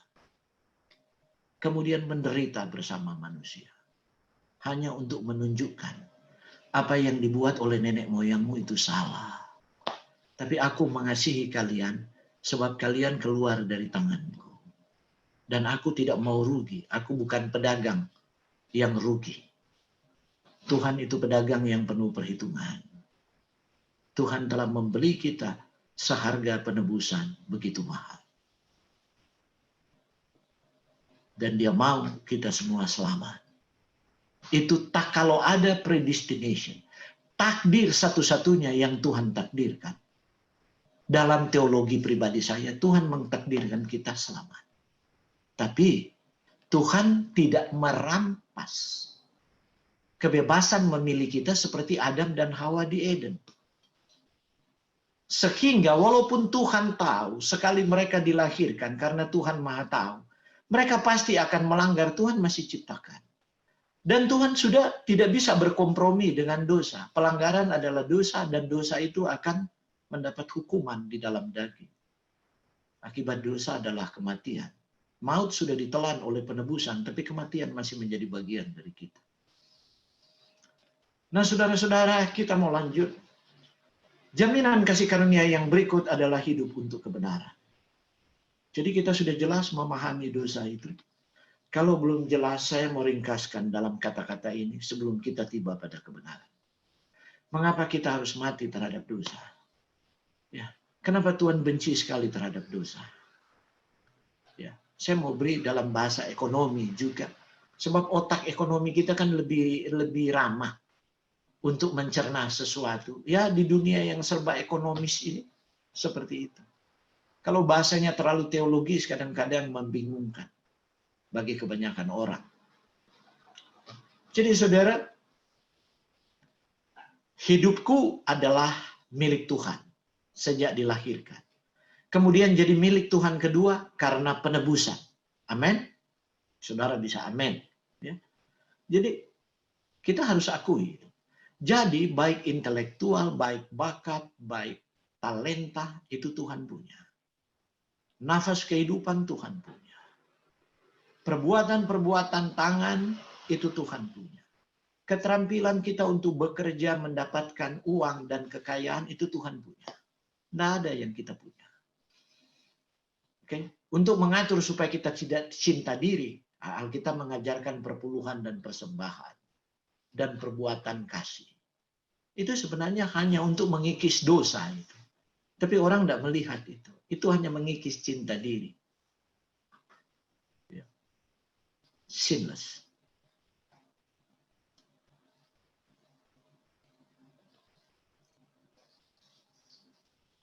Nah,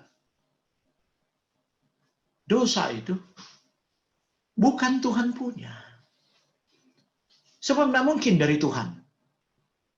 Dosa itu setan punya. Sekarang dalam bahasa ekonomi, kenapa kita beli itu? Dan menjadi harta kita satu-satunya. Jadi, kalau semua dalam hidup ini Tuhan punya, orang Nado bilang, no apa dan kita punya. No yang kita punya. Hai Frederick, waktu saya memahami pelajaran ini, perenungan saya di kira-kira 10 tahun lalu.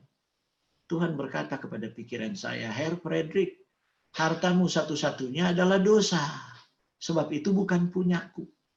Saudara, jadi jangan pernah keep harta kita. Itu akan jadi berhala. Itu Tuhan punya semua. Talenta suara yang indah untuk memuji Tuhan, itu Tuhan punya. Harta kita satu-satunya dosa. Tapi Tuhan mau terjadi transaksi. Mati. Artinya serahkanlah dosamu kepadaku. Aku tidak mau menyelamatkan engkau di dalam dosa-dosamu. Tapi aku mau menyelamatkan engkau dari dosamu. Engkau harus serahkan dosa itu. Agar supaya pembelian itu, jadi Tuhan beli dengan kebenarannya. Waktu kita serahkan, jadi barter itu waktu kita serahkan dosa kita. Manusia berdosa, itu harus upah dosa adalah maut. Terkutuklah mereka yang tergantung di kayu salib. Itu kata firman Tuhan. Tapi yang tergantung bukan saya dan Anda, yang digantung di sana Yesus. Dan seluruh kemanusiaan berdosa itu digantung di sana.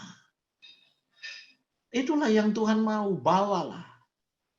Supaya itu dipakukan di sana. Supaya kebenaranku bisa ditransfer, diberikan kepadamu. Sehingga engkau bisa hidup dengan kebenaran Kristus. Bukan kebenaranmu sendiri lagi. Nah saudara, apakah tanda kita hidup dalam kebenaran Allah? Firman Tuhan dalam Roma 1 ayat 17 katakan begini, supaya nyata kebenaran Allah yang bertolak dari iman dan memimpin kepada iman. Wong kita orang berdosa, sedikit-sedikit kita bisa salah. Gitu. Bagaimana mungkin kita jadi benar? Roma 1 ayat 17 katakan, hidup oleh iman. Kita harus percaya bahwa Roh Kudus akan berkarya dalam hidup kita. Sehingga dosa dapat diselesaikan di dalam daging. Apakah kebenaran manusia? Lalu percayalah Abram kepada Tuhan, maka Tuhan memperhitungkan hal itu kepadanya sebagai kebenaran. Jadi Anda dan saya tidak pernah benar kalau kita tidak mau percaya kepada Tuhan. Tolong diingat. Ya. Manusia tidak pernah benar berdiri di hadapan hadirat Tuhan. Dan di hadapan semesta. Kalau kita tidak percaya. Kalau Anda percaya Tuhan yang lain, Tuhan teknologi, Tuhan ilmu pengetahuan sains, Tuhan filsafat, Tuhan kebudayaan, inilah yang dibangun oleh manusia berdosa untuk memanjakan dirinya. Ya, dalam batas tertentu Tuhan izinkan. Tapi pemanjaannya pada dunia modern ini sudah keterlaluan. Kemudian Anda menggantikan itu dengan Tuhan yang kekal, Khalik pencipta langit dan bumi. Yang disebutkan sejak hari pertama, Aku Tuhanlah yang menyembuhkan engkau, Yahwa Ropeka. Nah saudara, ya, bagaimana mungkin ada kebenaran? Tidak akan diperhitungkan. Manusia berdosa tetap berdosa. Tapi jika kita percaya, sebagaimana Bapak Abraham adalah Bapak orang beriman, maka Tuhan memperhitungkan sebagai kebenaran. Sebab apa yang kita percaya kelak dan pasti oleh pekerjaan Roh Kudus akan mengubah kita menjadi seperti yang Tuhan inginkan. Lihat, Tuhan ini pedagang yang luar biasa. Dia tahu investasi ini tidak akan keliru, sebab dia Maha tahu. Tuhan tidak melihat sekarang. Sebab bagi Tuhan 1000 tahun sama seperti 1 hari. Seperti orang jaga malam, kata pemazmur. Jadi Tuhan lihat apa akhirnya kita kelak. Jadi waktu kita bertobat, Tuhan tidak melihat betapa kotornya kita. Tapi hasil penebusan itu, apa akhirnya kelak jika Roh Kudus telah berkarya di dalam daging kita. Apa jadinya kita kelak sewaktu kita disabit sebagai tuaian terakhir. Ya. Itu yang Tuhan lihat. Karena itu kita harus bertahan, tetap setia sampai pada akhirnya. Jadi kita dapatkan kebenaran manusia adalah percaya karena kita tidak pernah benar. Mari kita lihat awal mula dosa di Eden. Nah, sebelum saya lanjut, saya mau tanya kepada host, masih punya waktu ini host? Lanjut. Lanjut ya. Mari kita lihat, saya skip aja Lanjut. asal mula dosa di Eden agar supaya kita mengerti. Ya. Pertama, iman hilang. Ya. Kadang-kadang kita lupa, kita selalu punya definisi dosa itu melanggar hukum. Benar, Alkitab katakan demikian. Ada begitu banyak istilah dipakai. Ya. Ada afon, ada kata, dan sebagainya. Ada banyak istilah yang saya tidak hafal semuanya. Tapi mari kita lihat. Ya. Sewaktu Adam dan Hawa tidak percaya kepada apa yang Tuhan berfirman, kalau engkau makan, engkau mati. Maka akibatnya, apa yang terjadi? Mereka tidak taat. Jadi sebelum penggodaan itu datang, ketidaktaatan itu sudah ada di dalam pikiran. Di dalam pikiran di sini. Kadang-kadang kita menyebut hati di sini. Tapi hati ada di heart, bukan jantung, tapi pikiran. Sudah ada. Karena iman hilang. Mungkin setan tahu sih. Setan tidak bisa menggoda kita kalau kita percaya kepada firman Tuhan. Tidak bisa. Setan tidak punya ruang masuk. Tapi kalau kita mulai ragu-ragu, betul sokot. Orang Nado bilang, benar. Tuhan berfirman demikian. Setelah buka di Alkitab, betul tertulis demikian. Kita pergi lagi. Karena udah nggak mau percaya. Karena ada kesenangan dosa yang menghambat kita. Maka kita bilang, ini benar, kita pergi kepada pendeta tanya, memang benar begini, oh pendeta akan menghibur diri. Karena Anda unit pemberi terbesar, mungkin supaya Anda tidak singgung, mereka bilang bukan begitu ayatnya, latar belakang begini dan seterusnya. Artinya ayat itu dilemahkan, Anda menghibur diri. Akhirnya jadi tidak taat. Itu dia. Iman hilang, selalu iman hilang yang membuat tidak taat dan terbuka pencobaan. Kalau iman tidak hilang, pencobaan tidak akan terbuka. Dan setan tahu, setan lihat. Siapa nih perempuan ini? Selalu jalan mengerling ke buah ini. Setan kan pintar. Setan kan juga jualan. Dia pedagang juga. Jadi, saya mau bawa dalam bahasa ekonomi supaya otak ekonomi kita terbuka. Mana-mana kan semua kita pakai duit. Lebih gampang pakai bahasa itu barangkali. Jadi setan juga jualan. Dia lihat-lihat. Wah. Kita mau bikin buah ini jadi lebih menarik. Dan itulah yang terjadi. Kejadian 3 ayat 16, Anda boleh baca kalau Anda punya Alkitab di rumah. Maka setan bikin itu. Buah itu sebegitu menariknya. Sehingga apa yang terjadi? Mereka tidak taat. Dari dalam pikiran mereka. Sekarang mereka melangkah kepada perbuatan. Dosa bermula dari sini. Sebelum dia matang di dalam perbuatan. Kemudian akhirnya tahu yang baik dan yang jahat.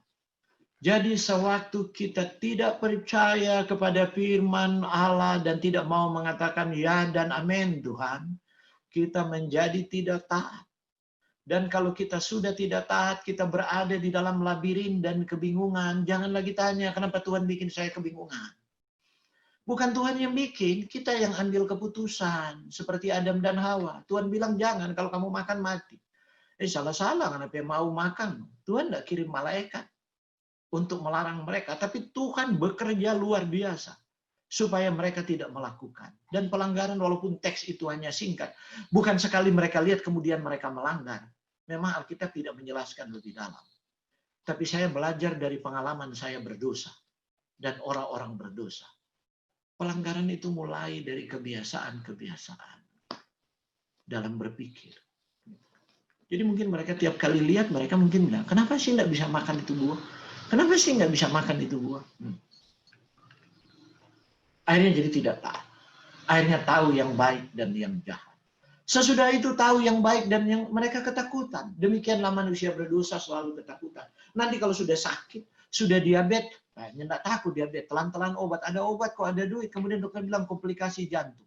Wah, ada duit kok, ada ring, sudah di ring. Setelah sudah di ring, dokter bilang ini sudah 4 ring, sudah ada tampak. Tidak ada tempat lagi mau ditaruh. Jadi dokter bagaimana? Mesti di bypass.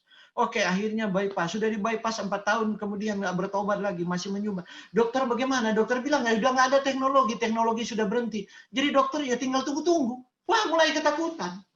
Di dalam labirin, sains ternyata tidak bisa menjawab lagi. Di saat itu Anda mau jungkir balik, bertobat pun Anda akan mati oleh pilihan Anda. Titik. Itu nasib dari semua orang. Nanti bertobat di saat terakhir. Itu adalah pertobatan Yudas, kemudian dia menggantung diri. Bukan pertobatan Petrus. Mengapa? Tuhan begitu sedih melihat. Mengapa nanti kehidupanmu sudah di pinggir jurang kematian? Nafasmu tinggal satu-satu baru engkau mau meminta kehidupan. Mau berteologi ya? Kali-kali Tuhan semurah hati seperti Raja Hizkia. Masih dapat 15 tahun. Boleh, silakan berteologi. Saudara, hasil dari ketakutan.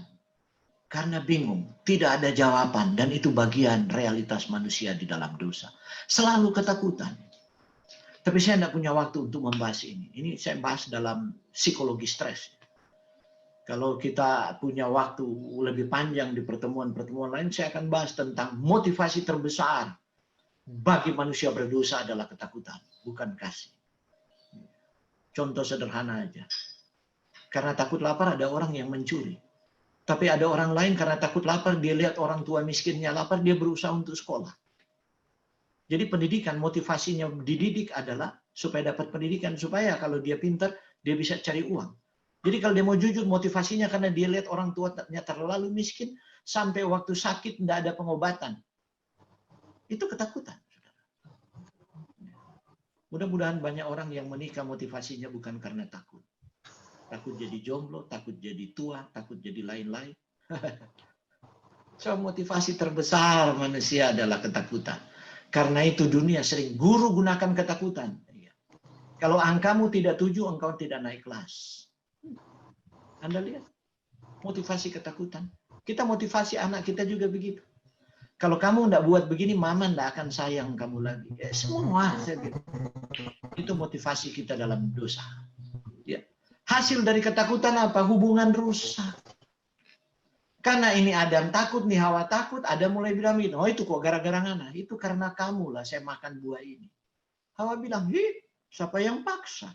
Bukankah kita ngana kesayangan, ngana punya cinta? Begitu kan orang modern sekarang. Bukankah aku cintamu sehingga engkau menurut dengan sukarela? Pebodok leni Adam, tapi begitulah. Setiap pria ditipu oleh wanita. Di atas meja dapur, atas nama cinta, ditipu dengan cintanya. Jangan tersinggung ibu-ibu ya. Sebab Anda menipu dengan cintamu. Anda memanjakan suami Anda dengan makan enak, kemudian perutnya buncit. Anda kasih lemak sebab tahu ini kue kesayangannya. Anda takut tegur dia, nanti dia tersinggung. Apalagi dia sumber mata pencarian dan dia pemarah.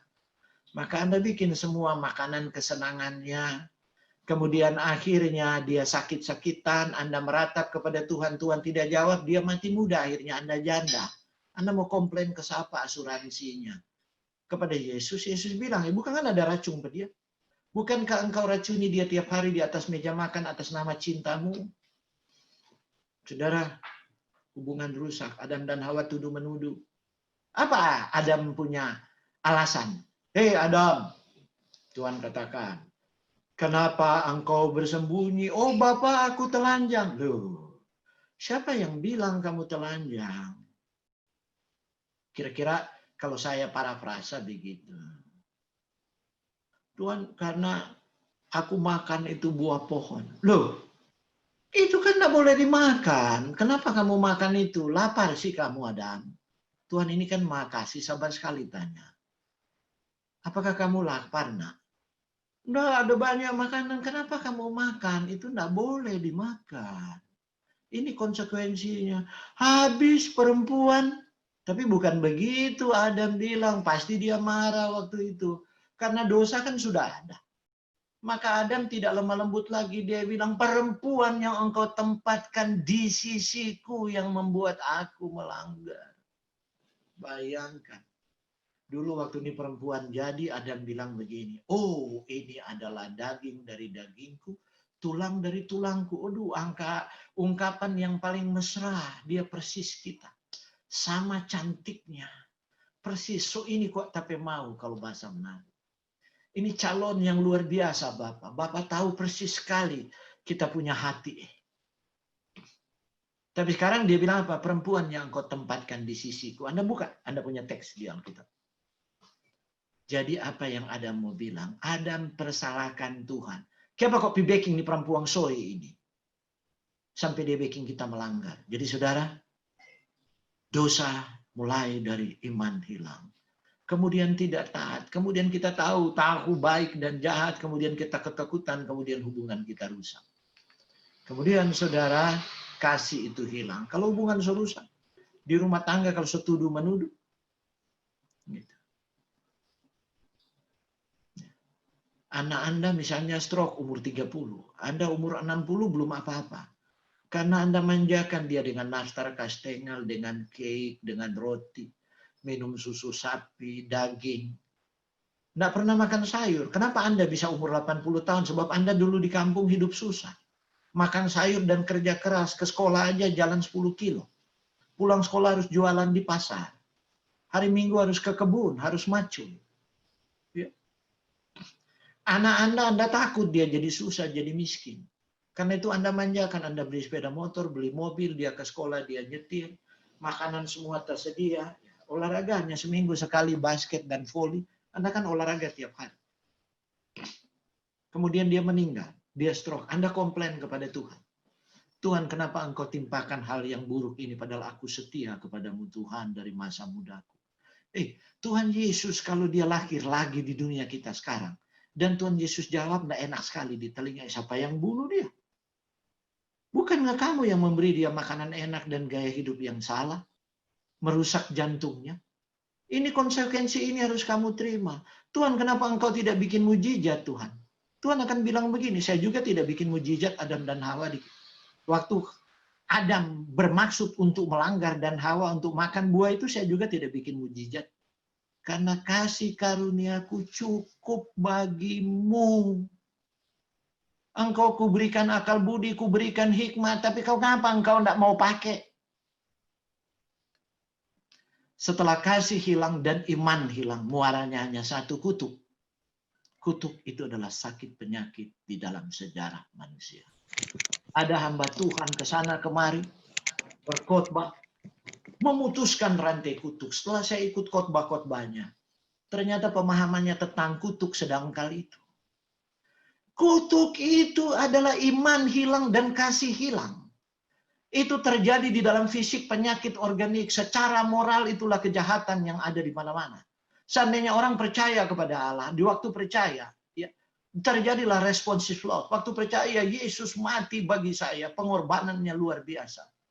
Untuk saya yang berdosa muncullah responsive love, kasih. Itulah yang menghambat kutuk baik secara fisik maupun moral di dunia yang tua ini. Tapi manusia telah kehilangan iman dan kehilangan kasih kepada Allah. Bagaimana mungkin dia kasih kepada diri sendiri dan kasih kepada sesama manusia? Sebab hukum kasih itu mulai kasihlah kepada Tuhan Allahmu dengan segenap akal budimu, segenap jiwamu. Kalau manusia telah kehilangan kasih kepada Tuhan dan imannya telah hilang, kutuk. Itulah sejarah kita. Itu. Tapi kita masih merasa beragama. Bahkan masih merasa beriman. betul-betul setan telah membohongi sejarah manusia. Saudara, hidup untuk kebenaran. Pertama kita harus mengakui firman Tuhan sebagai kebenaran mutlak. Sebab firman-Mu adalah kebenaran, pemazmur katakan. Tidak ada sesuatu yang benar. Bahkan sains pun saya katakan, itu hanya punya kebenaran sementara berdasarkan bukti untuk mendukung hipotesa. Bahkan saya kalau baca jurnal sains pun, sistematika review pun, kalau firman Allah bicara bertentangan dengan kesimpulan dari review itu, saya ambil walaupun ini sistematika review yang dikagumi oleh ilmuwan, bentuk review yang paling tinggi di dalam jurnal ilmiah. Saya ambil dan buang di tong sampah. Bikin apa? Bikin folding, pikiran. Saya hidup di atas dunia ini mungkin cuma 60, 70, 80 tahun. Dan saya mau hidup kekal. Kenapa di hidup yang sementara? Di dalam dunia dengan realitas dosa, saya mau penuhkan pikiran saya dengan segala omong kosong yang menentang firman Tuhan. Jadi, kebenaran satu-satunya adalah firman Allah. Karena itu kalau berhadapan dengan firman, baca Alkitab, cepat-cepat aja bilang ya dan amin Tuhan. Terima kasih Engkau menegur dan mengajar saya. Saya orang berdosa Tuhan. Saya belum pahami sepenuhnya. Mohon Roh Kudus-Mu memberikan kepada saya pencerahan, terang. Dan Tuhan akan berbicara. Kemudian hidup untuk kebenaran. Yohanes 16 ayat 8 katakan, kalau Roh Kudus itu datang, ia menginsafkan dunia akan dosa, kebenaran, dan penghakiman. Dan persoalan terbesar adalah, betul, waktu kita bertobat, kita telah menerima Roh Kudus. Tapi kemudian kita bikin dia bungkam. Sebab kita nggak suka Roh Kudus berbicara. Dan Roh Kudus hanya berbicara untuk firman Tuhan. Roh Kudus hanya berbicara untuk mengisafkan dosa. Dan dosa itu ditunjukkan oleh hukum Allah. Bagaimana kita tahu kita berdosa?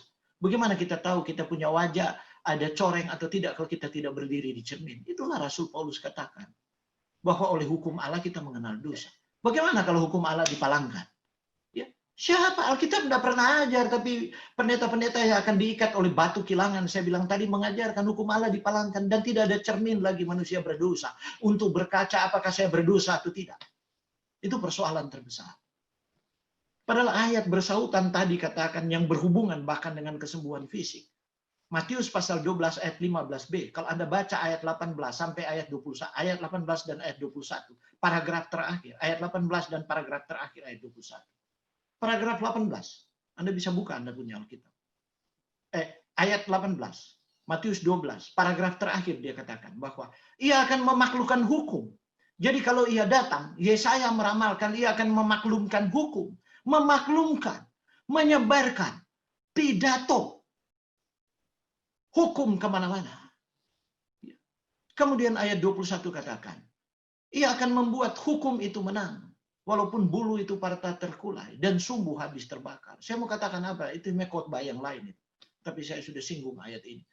Jadi Anda tahu, ini bukan cuma masalah rohani, sebab ini ini ayat 15b katakan di Matius pasal 12 itu, semua yang mengikuti Yesus disembuhkannya. Kenapa saya belum sembuh Tuhan? Padahal saya sudah seperti bulu yang patah terkulai. Bulu kalau patah dia terkulai, dia nggak akan putus. Seperti orang stroke itu. Patah terkulai.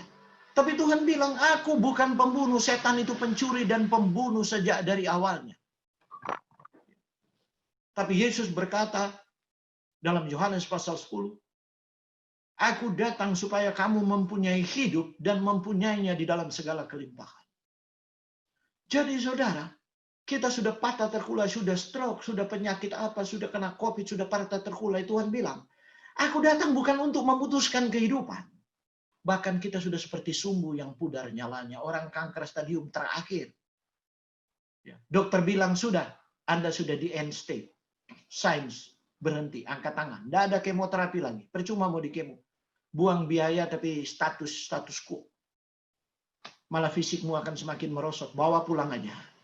Itu seperti sumbu. Anda tahu sumbu kompor. Anda ambil, taruh di botol, isi minyak.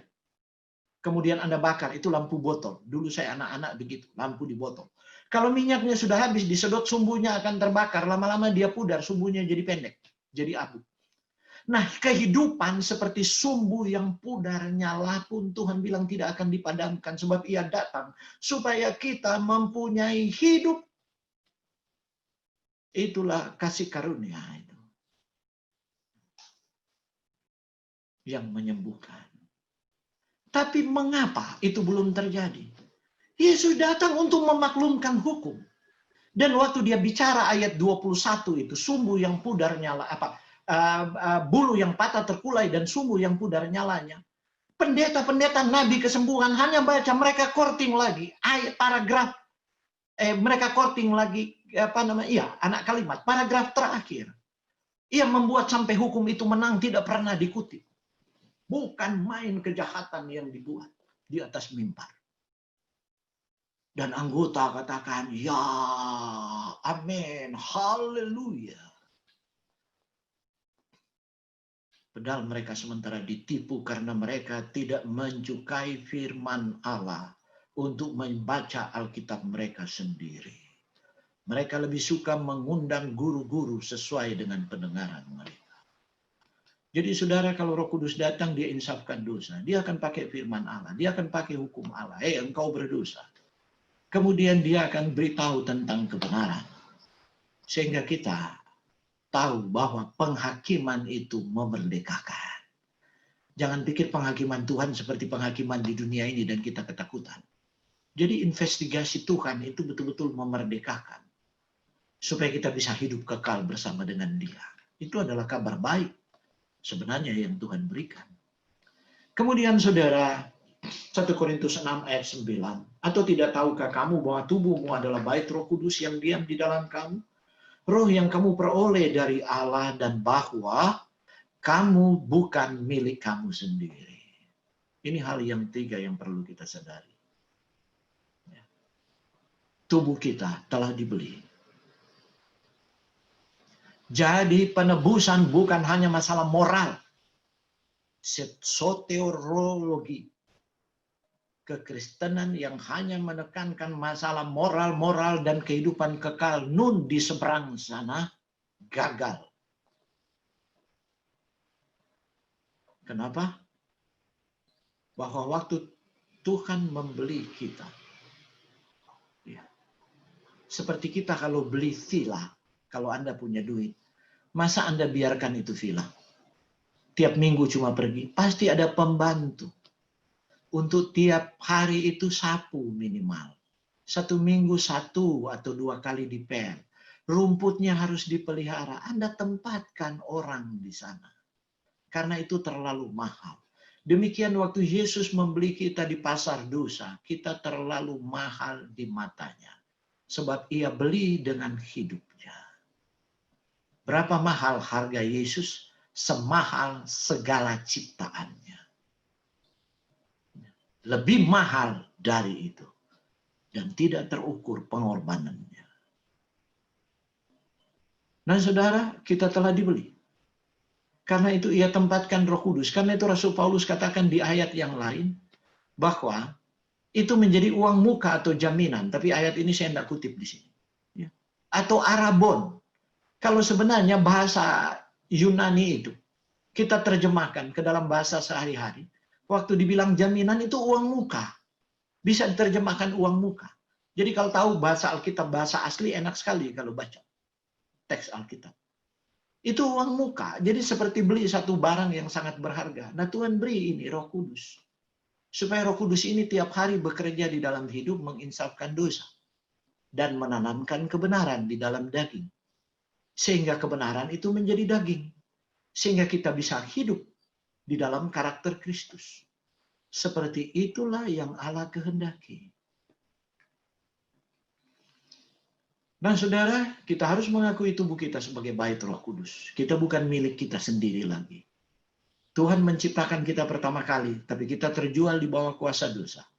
Tuhan datang sebagai Kristus dalam daging dan kemudian mati, dan kita menjadi milik Tuhan yang kedua melalui penebusan. Roh Kudus diberikan sebagai uang muka.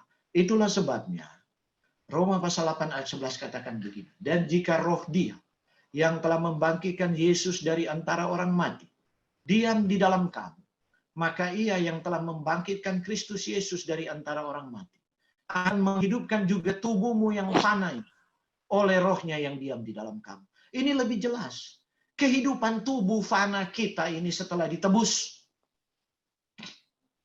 dalam soteriologi yang biblikal, itu bagian dari penebusan, bukan hanya masalah nun di sana. Kehidupan dunia akan datang. Tapi kehidupan tubuh fana kita ini ada karena karya Roh Kudus. Itulah harga dari kasih karunia yang menyembuhkan. Jadi jangan mendukakan Roh Kudus terus-menerus. Sampai pada akhirnya dia bungkam, tidak mau bicara. Tidak mau menginsafkan lagi dengan dosa. Sehingga kita tidak merasa berdosa lagi terhadap makanan yang kita makan dan merusak tubuh kita. Sehingga betul-betul kita mati di dalam kesalahan. Dan dosa yang tidak diakui tidak pernah diampuni. Saudara yang dikasihi umat Tuhan. Berapa banyak di antara kita yang mengerti harga pengorbanan itu. Yesus tidak pernah berhenti mencari Anda dan saudara untuk menyelamatkan kita. Kasih karunia itu tidak tertahankan. Bahkan kuasa dosa sebesar apapun, belenggu itu dihancurkan, dipatahkan. Kasih karunia-Nya tidak tertahankan untuk bekerja di dalam daging, sehingga dosa dapat diselesaikan. Mengapa kita kehilangan pengharapan? Tuhan hanya perlu, datanglah kepadaku dengan rendah hati. Tuhan Yesus berkata, dan percayalah kepadaku dengan segenap hatimu. Jadi kunci satu-satunya adalah kebenaran kita adalah kebenaran oleh iman. Keselamatan kita adalah karena pembenaran oleh iman.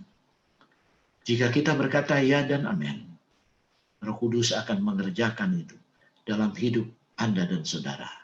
Dan kemudian buah itu akan kelihatan, maka kita akan menurut. Karena itu doa saya selalu kepada orang sakit. Bukan seperti doa-doa saya yang dulu sebelum saya memahami pelajaran ini di 10 tahun yang lalu. Saya berdoa untuk orang sakit, ya Tuhan. Saya serahkan semua orang sakit yang telah mendengarkan seminar kesehatan saya. Yang telah berkonsultasi dengan saya. Tuhan tolong buka pengetahuan mereka tiap-tiap hari oleh pekerjaan Roh Kudus-Mu. Pengaruhi pikiran dan hati mereka Tuhan. Agar mereka punya kemauan ditaklukkan di bawah kasih karunia-Mu. Sehingga mereka memiliki selera yang baru mau mengkonsumsi semua makanan yang telah Engkau atur sejak di Eden. Sebab Engkau yang menciptakan setiap molekul yang ada di sana Tuhan. Dan Engkau akan menempatkan kembali ke tubuh yang sakit. Untuk menyembuhkan dan memulihkan.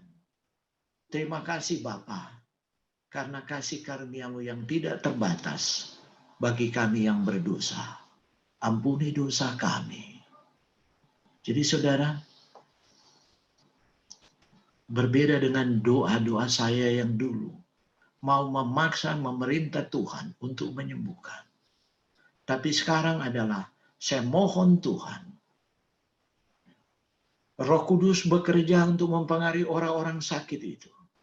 Supaya mereka mau menaklukkan kuasa selera mereka yang telah dibajak oleh dosa. Sebab dosa sudah dipatahkan oleh kematian Kristus. Agar supaya mereka memiliki pikiran yang baru. Mau mengkonsumsi semua makanan yang Tuhan sudah tetapkan. Itu dibuktikan oleh sains.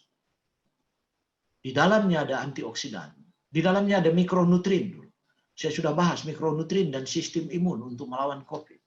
Kemudian di dalamnya ada antioksidan. Mudah-mudahan sebentar sore, kalau saya sempat. Sebab saya tidak bisa janjikan, saya tidak bisa edit lagi. Tadi malam saya lupa perbarui. Selalu subscribe itu dia kasih tahu, kasih ingat. Anda tanggal 18 terakhir. Tanggal 18 terakhir Anda punya Office 365. Kan saya langganan tiap tahun. Tapi saya pikir tanggal 18 is okay. Terakhir berarti masih sampai tanggal 18 gitu. Karena saya nanti sadar, aduh, anak dan istri saya ada keluar untuk visit pasien, ini saya mau keluar, saya nggak mau naik kendaraan umum, ini sudah hari Jumat, saya kemana nih, saya mau ke tempat jualan office ini untuk belinya. Nggak ada. Jadi saya mau katakan bahwa di dalam tumbuh-tumbuhan itu ada bukan hanya mikronutrien. Ya, ilmu gizi hanya menyebutkan itu. Sebab ilmu gizi itu belum diubah sampai sekarang. Antioksidan dan fitokimia itu, nutraceutical itu belum dimasuk ke dalam zat-zat gizi. Belum ada referensi yang masukkan. Maksudnya referensi di Indonesia. Ya. Bahkan ahli gizi yang biasa, tapi dokter-dokter yang ortomolekuler, dokter-dokter yang functional medicine, telah memasukkan itu. Dan Tuhan tempatkan semua. Ada yang bertindak. Ya, untuk menyelesaikan inflamasi dan peradangan, dan ada juga yang bertindak untuk memblok penyebaran sel-sel kanker. Itu ringkasnya. Jadi saudara, itu harga kasih karunia.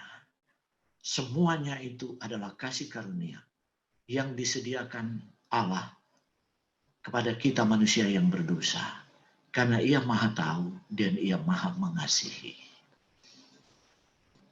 Kita mau berdoa. Bapa, di dalam nama Tuhan Yesus, Putramu yang tunggal yang Engkau kirimkan, mengenakan daging manusia kami yang telah terjual di bawah kuasa dosa dan dilemahkan. Tapi Yesus telah menang atas setiap pencobaan setan. Di dalam daging seperti daging kami, sebagaimana Rasul Paulus menuliskan di dalam kitab Roma pasal 8. Sehingga kami boleh juga mengalami kemenangan dan hukum Taurat dapat hidup di dalam daging kami yang berdosa. Dan akhirnya kami boleh mendapatkan kemenangan.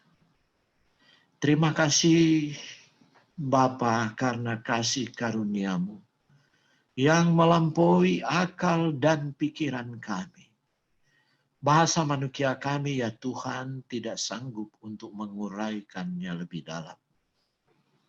Tapi di dalam pengalaman masing-masing kami manusia berdosa, kami menyadari betapa Tuhan Yesus, Engkau sungguh mengasihi kami. Roh-Mu bekerja tiap-tiap hari. Sehingga kasih karunia-Mu menjadi tak tertahankan. Menghimbau kami terus-menerus sampai kepada hidup yang kekal. Sehingga tidak ada satupun di antara kami boleh hilang Tuhan. Saat kami senantiasa percaya kepada Engkau apa yang Engkau firmankan. Terima kasih Bapa, lawatan-Mu pada kami siang hari ini. Memerdekakan kami dari perbudakan dosa. Memerdekakan kami dari rasa takut. Memerdekakan kami dari penipuan setan. Sehingga kami boleh bersuka cita di dalam roh dan di dalam daging kami. Karena kami yakin dan percaya Engkau Tuhan yang mengasihi dan memelihara kehidupan kami, dan menyediakan semua sumber daya di atas dunia ini, sampai kami tiba di seberang dunia yang kekal. Terima kasih Bapa untuk pertemuan pada siang hari ini. Walaupun kami hanya bertemu secara online melalui Zoom, kami rindu semua mutiara kebenaran ini boleh kami bawa pulang untuk kami bagikan dengan sanak saudara yang tidak berkesempatan mendengarkannya, dengan rekan-rekan kerja dan tetangga kami, agar mereka juga boleh mendapatkan kemerdekaan dan kelepasan dan hidup mereka dipenuhi oleh sukacita dan damai sejahtera. Terima kasih Bapa, Engkau mendengar, menjawab doa kami. Karena kasih setia-Mu mengampuni dosa dan kesalahan kami.